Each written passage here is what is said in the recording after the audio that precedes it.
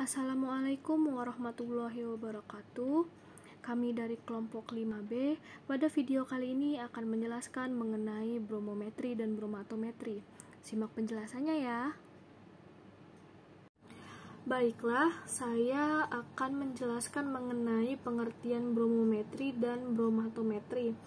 Bromometri adalah penetapan kadar suatu zat berdasarkan reaksi reduksi oksidasi menggunakan brom. Sedangkan bromatometri adalah penetapan kadar suatu zat berdasarkan reaksi reduksi oksidasi menggunakan kalium bromat. Untuk titran dalam metode bromometri adalah brom, sedangkan dalam metode bromatometri adalah kalium bromat. Untuk penetapan bromometri memiliki prinsip yaitu zat uji direaksikan dengan brom berlebih dalam suasana asam. Kelebihan brom direaksikan dengan kalium iodida berlebih, lalu iodium yang terbentuk dititrasi dengan larutan natrium tiosulfat menggunakan indikator kanji hingga warna biru tepat hilang.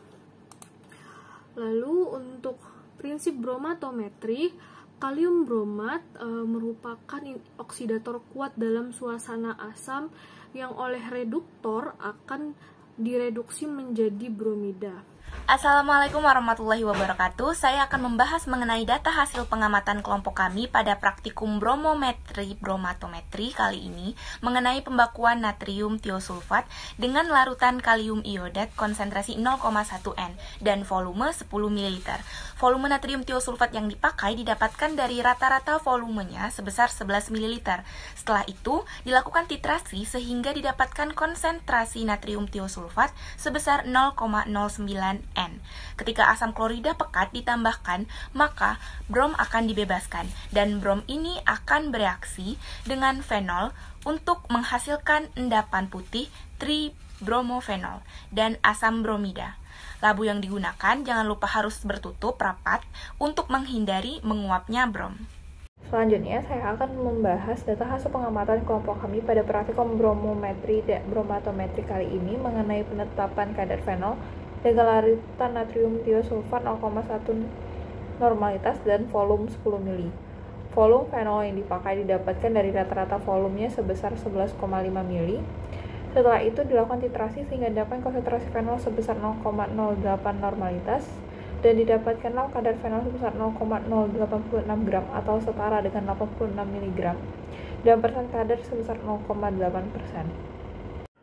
Baiklah, berdasarkan penjelasan yang teman-teman saya lakukan sebelumnya, didapatkan kesimpulan bahwa metode bromometri dan bromatometri itu digunakan untuk menetapkan suatu kadar berdasarkan reaksi oksidasi reduksi.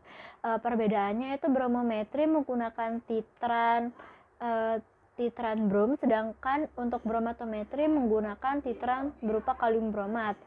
Nah, yang kedua itu pembakuan natrium tiosulfat menggunakan larutan iodat 0,1 normalitas sehingga setelah dititrasi didapatkan hasil sebesar 0,09 normalitas. Nah, yang ketiga itu dilakukannya penetapan kadar fenol. Penetapan kadar fenol ini dilakukan dengan dua cara. Cara pertama yaitu menggunakan natrium tiosulfat dengan indikator amilum. Yang cara kedua yaitu dititrasi menggunakan kalium bromat dengan indikator metil merah, sehingga dari penetapan kadar yang dilakukan itu dihasilkan konsentrasi fenol sebesar 0,09 normalitas dan didapatkan kadar fenol dalam sampel itu sebesar 0,8%. Baiklah, sekian presentasi ataupun penjelasan dari kelompok kami. Lebih dan kurangnya kami mohon maaf. Terima kasih telah menonton. Baiklah, mungkin itu saja yang dapat kami sampaikan mengenai analisa farmasi kuantitatif bromometri dan bromatometri. Semoga bermanfaat. Wassalamualaikum warahmatullahi wabarakatuh.